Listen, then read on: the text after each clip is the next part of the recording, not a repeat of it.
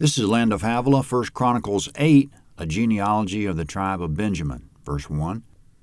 Benjamin became the father of Bela, his firstborn, Ashbel the second, Ahara the third, Noha the fourth, and Rapha the fifth.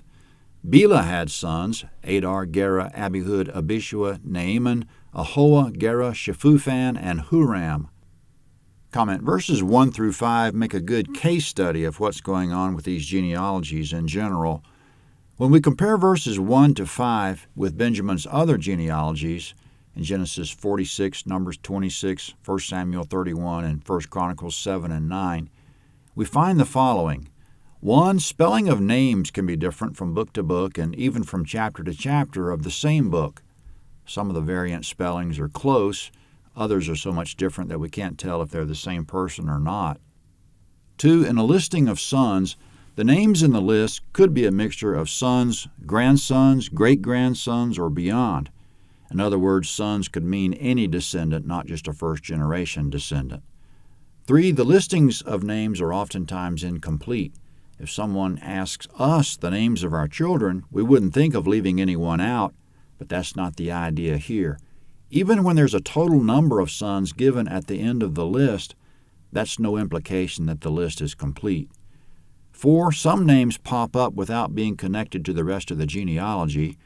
5. Most of the people listed are unknown to us, in that we don't know any personal details about them.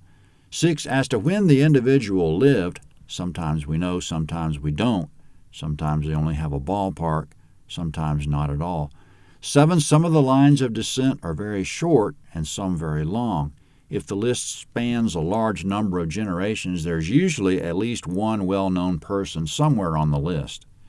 8. We get the feeling that if we were Israelites living at the time, we'd understand a lot more, especially if we were from the tribe being listed.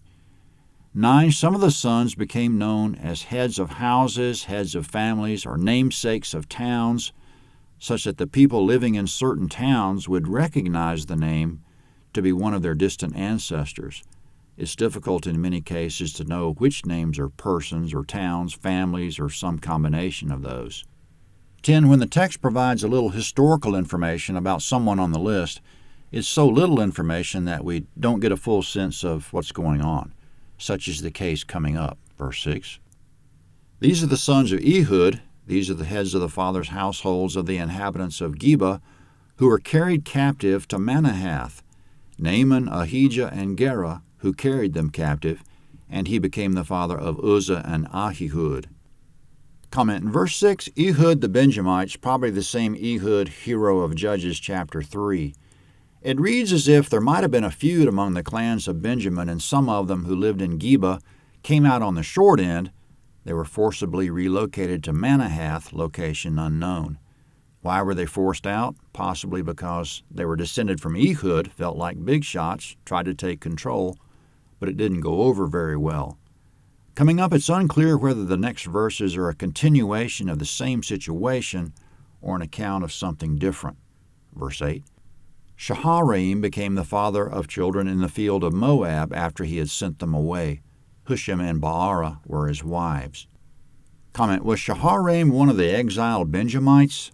If so, the relocation was to the field of Moab, which was a region on the other side of the Jordan River, Numbers 21:20.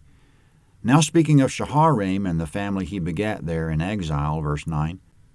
By Hodesh his wife he became the father of Jobab, Zibiah, Mesha, Malcolm, Jeuz, Shekiah, and Mirma. These were his sons, heads of fathers' households. By Hushim, comment: Hushim is Shaharaim's other wife, still in verse 11. Shaharaim became the father of Abitub and Elpaal. The sons of Elpaal, Eber, Misham, and Shemed, who built Ano and Lod with its towns. Comment: descendants of the towns of Ano and Lod returned with the exiles from Babylon to Jerusalem, Ezra 2:33.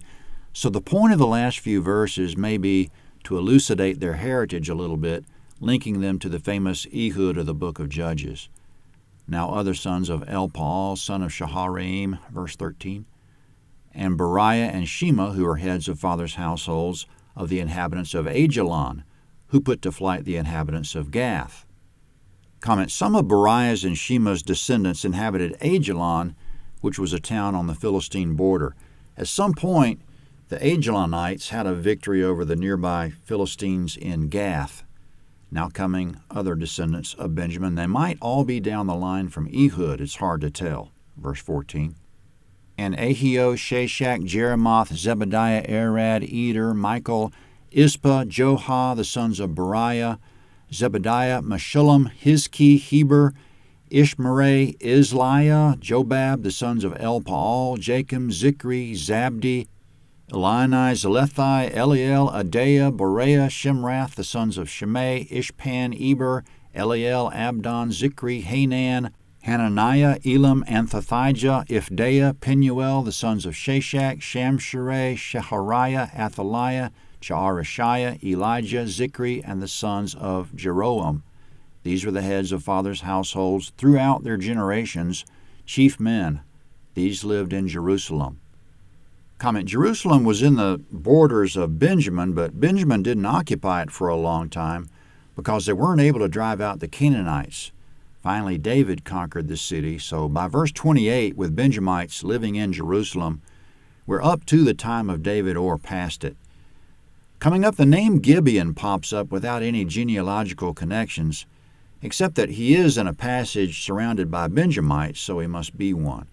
He lived in Gibeon of Benjamin, according to the next verse, so apparently he was one of the first Israelite residents of Gibeon after the Israelites occupied it. Joshua 9 makes the first mention of the town, calling it Gibeon even before Israel took it.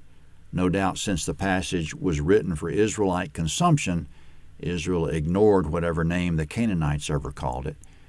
Gibeon was, quote, the father of Gibeon in the next verse, probably meaning in addition to the town being named after him, many of the residents of the area could trace their ancestry to him, including King Saul, as we'll find out. Verse 29. The father of Gibeon, whose wife's name was Maacah, lived in Gibeon with his firstborn son Abdon, Zur, Kish, Baal, Nadab, Gedor, Ahio, and Zechar. Mikloth became the father of Shemaiah. They also lived with their brothers in Jerusalem, near their brothers. Ner became the father of Kish. Kish became the father of Saul. Saul became the father of Jonathan, Malchishua, Abinadab, and Eshbaal. Comment: that was a list of Saul's sons, but Ishbosheth is missing. He was king of Israel after Saul, 2 Samuel 2:10. His omission's probably a case of variant spelling, with Eshbaal on the list we just read, probably Ishbosheth by a variant spelling, or it could be a case of the list of Saul's sons in verse 33 just being incomplete. Coming up with respect to Saul's son Jonathan, verse 34, the son of Jonathan was Merib-Baal. Merib-Baal became the father of Micah. Comment: if we put that verse together with 2 Samuel 9:12, we can deduce that this is probably another case of variant spelling, with Merib-Baal in that verse being another name for Mephibosheth. This was Jonathan's son that King David took in, who suffered from childhood injuries to his feet. From here to the end of the chapter, it's a continuation of Saul's lineage to 11 generations going forward, all these names being unknown to us. That's about the number of generations that would lead up to the Babylonian captivity, Matthew 1:17. Verse 35. The sons of Micah, Python, Melech, Tereah, and Ahaz. Ahaz became the father of Jehoiada. Jehoiada became the father of Alameth, Asmaveth, and Zimri. Zimri became the father of Moza. Moza became the father of Benaiah. Rapha was his son, Eliasa his son, and Azel his son. Azel had 6 sons, whose names are these: Azrikam, Bokeru, Ishmael, Shereah, Obadiah, and Hanan. All these were the sons of Azel. The sons of Eshek his brother, Ulam his firstborn, Jeush the second, and Elephalet the third. The sons of Ulam were mighty men of valor, archers, and had many sons, and sons' sons, 150. All these were the sons of Benjamin. Comment: 1 Chronicles 9 is next at landofhavilah.net.